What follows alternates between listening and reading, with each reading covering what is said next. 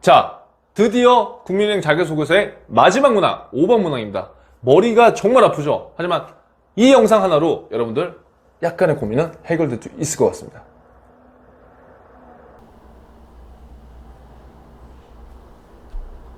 자, 5번 문항 빠르게 한번 달려보겠습니다. 자, 오늘 최대한 시간을 효율적으로 한번 써볼게요. 자, 지금 4번 문항까지 잘 국민은행 따라오셨는데 5번 문항 굉장히 어렵죠. 이거 뭐 저도 어려운 것 같아요. 쉬운 사람이 없는 것 같아요. 그래서 5번 문항에서 우리가 그럼 과연 중점적으로 어떠한 부분들을 다뤄야 되는지 한번 봅시다. 자, 먼저 5번 문항 뭐죠? RA 디지털 분야에서 본인이 자신 있는 순으로 한 가지 이상을 선택하고 해당 분야를 학습했거나 프로젝트를 진행했던 경험을 구체적으로 서술하시오. 1500자. 얘는 디지털 트랜스포메이션, 클라우드, 디지털 마케팅, 오픈 뱅킹, P2P, 기타 디지털. 아, 이거 진짜 이 문항만 봐도 머리가 아프죠. 이거 뭐 문과 학생들 같은 경우에는 이거 솔직히 이거 내가 뭘 써야 될까 막 이런 고민이 굉장히 많을 수가 있어요. 그쵸? 그래서 지금 안 써지는 거를 갖고요, 여러분 계속 그냥 고민만 한다고 절대 이게 해결이 되는 게 아니거든요. 그래서 제 나름대로 몇 가지 팁을 드릴 거예요. 자, 보시면 요거는 뭐 한번 보세요. 일단 문학 의도는 막 이거예요. 야, 디지털 모르는 사람은 지원도 하지 마. 이런 말이에요? 아니에요. 그런 끝도 절대 아니에요. 그래서 쫄지 마세요. 자, 내가 모르면 남들도 몰라요. 이건 내가 정확히 말씀드릴게요.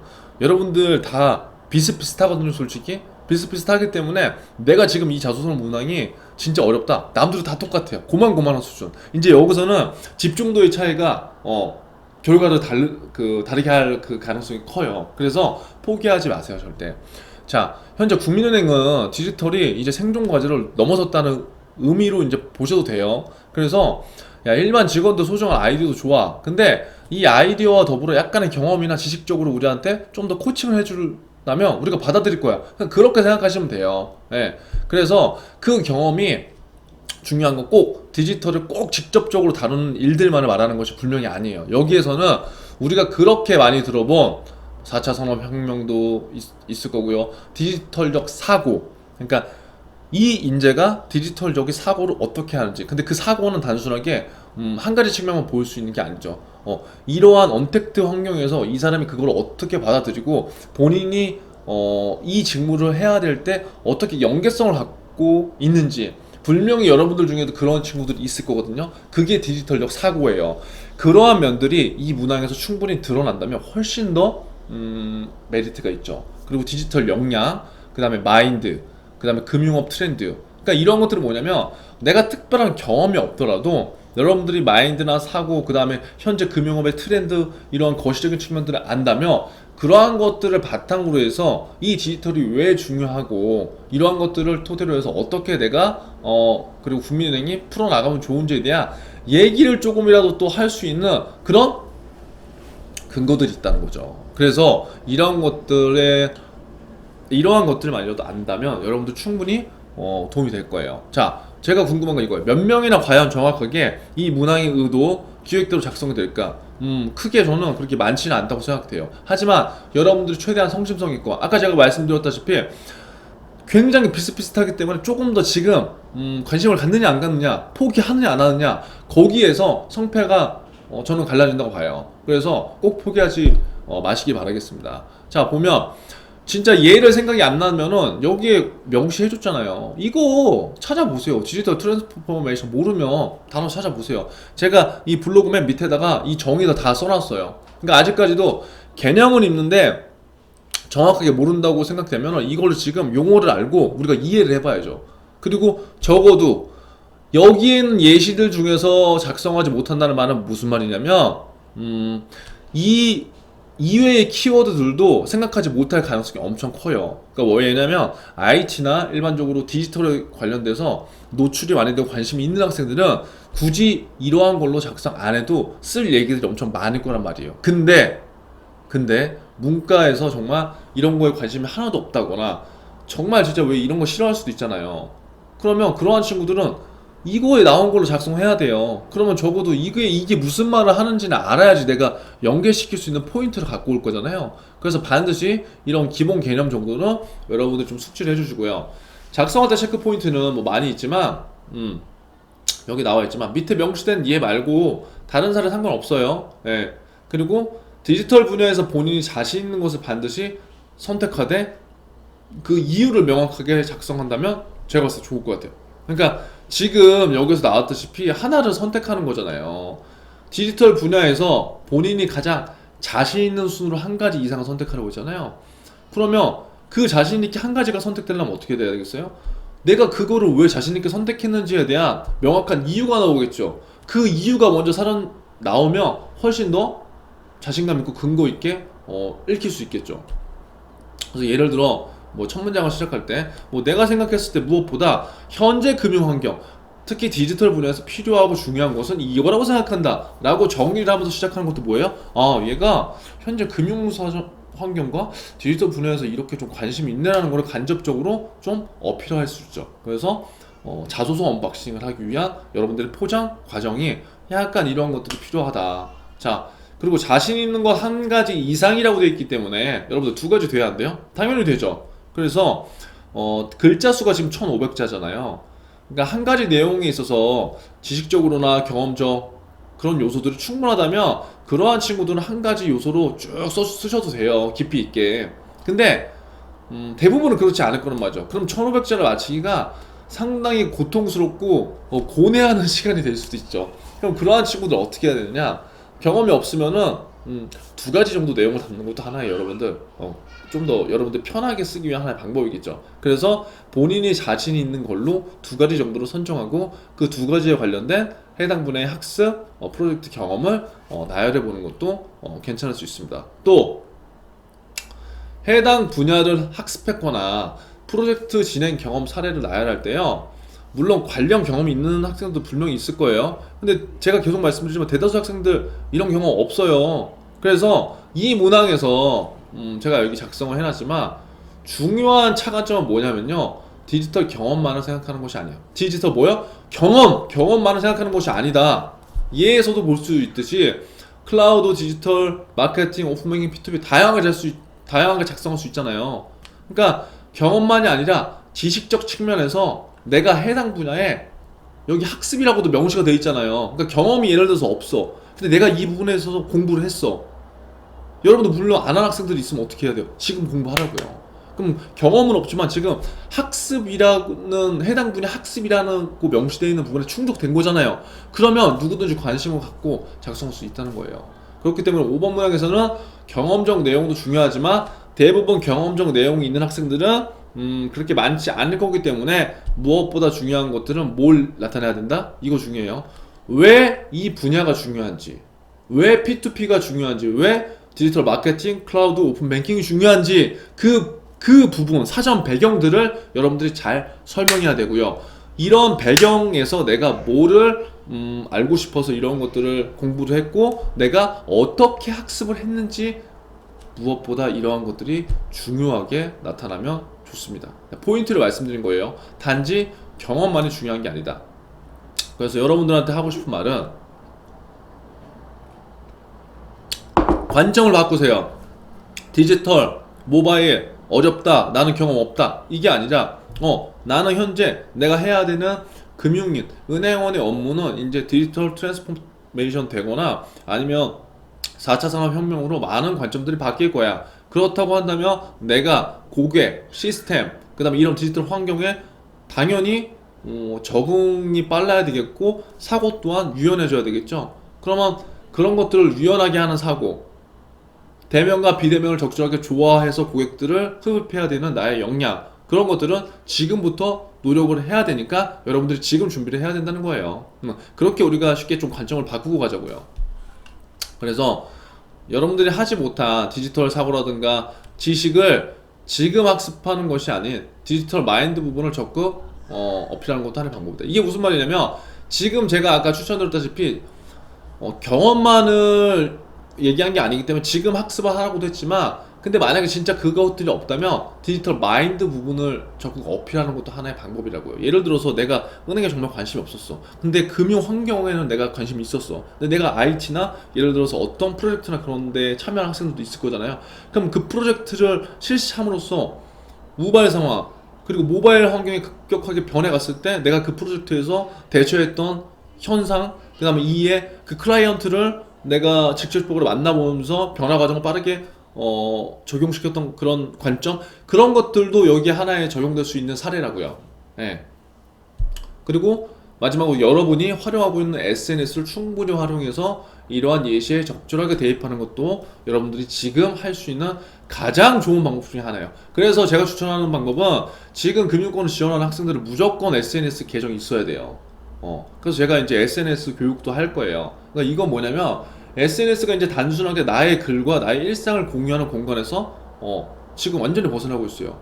인스타, 블로그, 그 다음에 뭐 틱톡, 그 다음에 뭐요? 좀 하면 유튜브도 될 수 있겠죠. 근데 유튜브는 약간 좀 그러니까 이러한 다양한 나만의 공간을 바탕으로 해서 고객들을 어떻게 흡입할 수 있는 역량이 있는지는 앞으로 여러분 금융인으로서 무조건 중요하신 겁니다. 왜냐 오프라인 시장에서 이제 많은 것들이 비대면으로 넘어가니까. 그럼 과연 그 비대면 시장에서 고객들을 만나러 가기 힘들고 고객들도 오기 싫은 그 현상들에서 어떻게 영업을 해야 될까요? SNS는 이제 여러분이 특별하게 취업을 위해서 준비하는 게 아니라 이제 필수예요. 저는 필수라고 생각을 해요. 그래서 제가 다음 취업 과정에는 이 SNS를 활용해서 하는 어떤 교육도 제가 지금 할 거예요. 그래서 단순하게 금융권 취업만을 위해서가 아니라 여러분들이 앞으로 생존하고 금융업에서 일을 하려면 무조건 이러한 것들을 하는 게 좋고요. 그리고 이러한 것들이 지금 은행권에서 원하는 자소서, 지금 오늘도 나왔지만 이게 지금 디지털적 사고를 하는 사람이 이렇게 하는 거예요. 왜냐? 그냥 단순하게 내 글을 쓰는 게 아니라 나는 이러한 의도, 금융환경 변화를 갖고 이러한 SNS를 이렇게 운영했고 이러한 결과물들을 나중에 내가 영업하는 데 어떠한 도움이 되겠다. 이러한 근거들이 다 맞아 떨어지거든요. 그래서 지금 만약에 못하신 분들은 지금은 어쩔 수 없어요. 그러니까 처음이고, 그런데 내년, 내후년 계속 채용이 되면 어떨까요? 이러한 부분들은 이제 필수로 바뀔 수밖에 없을 거예요. 그래서 이러한 것들을 한 번씩 정리를 해보시고요. 뭐 사례는 제가 그냥 따로는 이 부분에서는 얘기를 안 할게요. 뭐 영상을 통해서 제가 얘기를 한다고 했는데 사례가 뭐 너무나 뭐 코에 걸면 코걸이, 귀에 걸면 귀걸이기 때문에 사례는 제가 아까 예를 들어드린 그러한 정도만 보셔도 될 것 같고요. 자, 일단 용어 정리 모르시는 분 한번 보세요. 제가 이런 사례를 한번 그냥 말씀드리고 맞춰볼게요. 자, 뭐냐? 디지털 트랜스포메이션 뭐예요? 클라우드 컴퓨터를 활용해서 문제를 해결하고 소유증 하드웨어 사용자에 대한 의존성을 줄이되, 그러니까 하드웨어 사용자에 대한 의존성을 줄이되 구독 기반 클라우드 서비스에 대한 의존성을 증대시킨다. 이런 것들이다. 그러니까 예를 들어서 이런 거죠. 기업들은 구독을 통해 지금 정기적으로 소득을 얻는 것이 보장됨에 따라서 이걸 얻는 데잖아요. 그러니까 한마디로 정리해주면, 그러니까 우리가 이런 것들, 여러분들 이러한 사례를 제가 지금 말씀드리고 싶은 거예요. 자, 국민은행이 지금 언택트하고 지금 디지털 왜 중요해? 자, 국민은행도 이거예요. 이 디지털 트랜스포메이션에 집중하고 있는 거예요. 왜? 어차피 금융환경에서 고객들이 계속적으로 지점에 방문하지 않을 거라는 거 알아. 이게 뭐야? 이게 사용자에 대한 의존성을 줄이는 거예요. 그럼 구독 기반 클라우드 서비스가 뭐예요? 모바일로 그 영업을 할 수 있는 환경을 만드는 게 그게 금융권에서 봤을 때 구독 기반 클라우드예요. 그럼 중요하겠어요? 안 중요하겠어요? 중요하겠죠. 여기 나온 내용, 기업들이 구독을 통해 정기적인 소득을 얻는 것이 보장됨에 따라, 이건 무슨 말이에요? 예를 들어서 여러분들이 이런 디지털 트랜스포메이션에 빠르게 적응하고 이러한 내용들을 지금부터 계속 숙지해 나가서 모바일로 뭔가 상품을 팔고 막 이런 것도 적용된다면 이제 고객들이 알아서 편하게 모바일로 가서 이 어플로 가서 리뷰 가서 그냥 펀드 설명 읽어보고 여기 가입하잖아요. 그럼 이게 구독이에요. 안 그래요? 구독이잖아요. 이런 것들 때문에 지점에 갈 일들이 없으니까 내가 언제든지 원할 때 리뷰 열어서 사용하면 되니까. 그러니까 이런 것들을 여러분들이 생각을 해봐야 된다는 거죠. 금융 환경에, 금융 시장에 대입을 시켜봐야 돼요. 그래서 이러한 상황이기 때문에 디지털 트랜스포메이션이 중요하구나. 그럼 나는 여기에서 뭘 작성해야 될까? 여기 문항 다시 한번 보여. 디지털 분야에서 본인이 자신 있는 순으로 작성하래. 그럼 제가 다 얘기했잖아요. 뭐 다 중요하지만 내가 예를 들어서 디지털 트랜스포메이션에 디지털 트랜스포메이션을 이렇게 가장 중요하다고 생각하는 이유는 현재의 금융시장은 내가 봤을 때 사용자 중심에서 이제 뭐 예를 들어서 어, 미안해요. 말이 꼬였어요. 사용자에 대한 의존성을 점점 줄이는 시장으로 앞으로 하고 있다. 이에 따라서 현재 디지털 트랜스포메이션에서도 구독 기반 클라우드가 이제 의존성이 증대되고 있는데 우리 국민은행 또한 앞으로 마찬가지로 이러한 모바일 고객의 구독 기반 서비스가 증대될 것이다. 그렇기 때문에 앞으로의 시장 변화를 예측했을 때 무엇보다 다른 어떤 모바일 분야에서 나는 특히 디지털 트랜스포메이션이 중요하게 생각하고 이러한 역량을 갖추기 위해서 나는 이러한 것들을 노력해왔다. 뭐 이렇게 그냥 제가 그냥 급하게 지어낸 거지만 이렇게도 우리가 접근할 수 있다는 거죠. 이해되시죠? 그 다음에 클라우드 뭐예요? 이거죠. 데이터를 인터넷과 연결된 중앙 컴퓨터를 언제 어디서 데이터 이용할 수 있는 거. 그럼 이거예요. 내가 이 클라우드가 왜 중요하지? 이거를 자꾸 은행하고 자꾸 연결시켜 보는 거예요. 국민은행하고. 그럼 언제 어떻게 연결이 되면은 뭐가 중요하겠어요? 국민은행의 모바일 앱이 언제 어디서든 많은 사람들이 쓸 수 있으면 좋을 거잖아요. 국민은행에서는. 그러면 그게 왜 좋아요? 그리고 많은 사람들이 더 접근하려면 이러한 클라우드가 어떻게 좀 더 홍보가 되면 좋겠어. 뭐 이런 것도 우리가 그냥 생각해 볼 수 있다는 거죠. 제가 그냥 급작스럽게 지금 예를 들어 드리는 거예요. 이러한 식으로 적용을 해보라고. 다 디지털 마케팅은 뭐예요? 여기 나오지만 인터넷을 기반으로 하는 장치를 통해 온라인 광고로 소비자에게 제품과 서비스를 알리고 판매하는 거래요. 이거 너무 쉽잖아요. 근데 디지털 마케팅도 지금 금융권이 해야 된다는 거죠. 왜? 판매하잖아요. 금융상품 판매하잖아요. 그럼 이런 거 중요하겠어요? 안 중요하겠어요? 당연히 중요하겠죠. 여기 나와 있지만 유인형 디지털 마케팅, 그 다음에 푸시 두 가지가 있잖아요. 그럼 예를 들어서 내가 뭐 IT 기반, 뭐 예를 들어서 프로젝트에서 예전에 이런 것들 해본 경험이 있으면 이런 것들의 중요성을 내가 쫙 말하고 이런 것들에 대한 내용들을 해주는 거예요. 만약에 내가 경험이 없다 그러면 내가 디지털 마케팅이 왜 중요한지에 대한 이유를 명확하게 설명을 해주고 이것을 위해서 내가 지금 학습하고 있는 것을 얘기해주면 돼요. 학습하고 있는 게 없다. 왜 없어요, 여러분? 여러분들이 지금 맨날 광고를 보잖아요. 그리고 유튜브를 보잖아요. 그럼 유튜브에도 온라인 광고가 있죠. 그럼 특정 타겟, 뭐 연령 대비해서 이러한 우리 국민은행 리브 광고는 언제 어느 시간대 어떤 타겟으로 어떻게 제품과 서비스를 알리고 어떠한 상품들을 알리는 게 난 좋겠다. 이게 하나의 제안이 되는 거잖아요. 그렇기 때문에 제가 지금 짧게 지금 예를 들어드렸지만 모든 것이 내가 디지털 용어를 모른다고 하더라도 전혀 상관없어요. 지금 읽어보고 이것들을 국민은행과 그리고 은행과 어떻게 연결시켜서 나의 것으로 생각해보고 거기에 학습 결과를 붙여보느냐. 한마디로 여러분들이 하고 있는 모두가 지금 뭐예요? 언박싱, 자소서 언박싱, 면접 언박싱이 되는 거예요. 포장의 기술이 지금 부족한 거예요. 지금 여러분들이 하고 있는 것들은 충분해요. 그 정도 스펙, 그 정도 학업 제가 봤을 때 충분합니다. 하지만 약간의 가다듬어야 될 그런 뭐 스킬 그런 것들이 당연히 필요한 거겠죠. 그래서 제가 오늘 이렇게 용어까지 제가 간략하게 설명드렸지만 저는 IT랑 저는 상관이 없잖아요. 하지만 제가 갖고 있는 강점은 금융권에 대해서 제가 현장에서 계속 일을 했지만 그런 것들 적용시키는 것들을 누구보다 빨리 했어요. 그러니까 이러한 것들을 여러분들이 빨리 적용시켜 봐야 돼요. 그러니까 단순하게 그냥 취업을 위해서가 아니라 여러분들 금융권에 가려고 한다면 더욱더 이거를 내 것으로 받아들이는 흡입력이 있어야 된다는 거예요. 그래서 오늘 또 어렵네 그렇게 하지 마시고요. 이 내용들 한번 잘 보시고 이제 5번까지 다 마무리 됐잖아요. 자, 힘차게 오늘 끝내시고 내일부터는 또 하나은행 동요 또 기타 많은 것들이 있으니까 아무튼 우리 쫙쫙 화이팅 내서 해봅시다. 자, 국민은행 꼭 합격하시길 바랄게요.